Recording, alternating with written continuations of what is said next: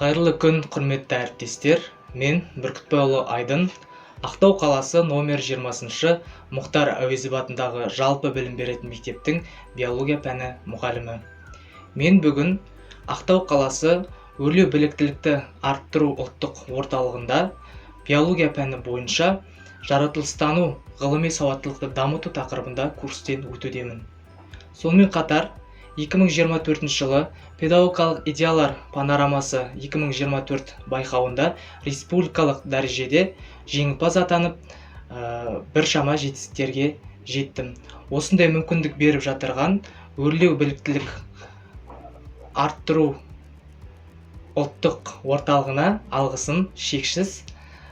Курс жетекшісі Нұрыба Ұрскүл, жетекшіміздің біліктілігінің арқасында курс барысында оқушылардың ғылыми сауаттылығын дамытуға арналған түрлі тапсырмалар, заманауи әдіс-тәсілдер, түрлі стратегиялық жобаларды жасауға бір өз күшімізді салып жатырмыз.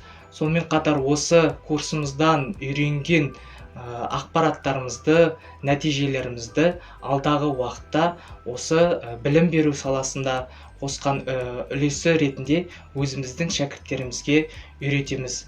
Осындай жас мамандарға өздерінің көмектерін беріп, біршама ұсынымдарын ұсынып отырған осы өрлеу біліктілікті арттыру ұлттық орталығына алғысым шексіз.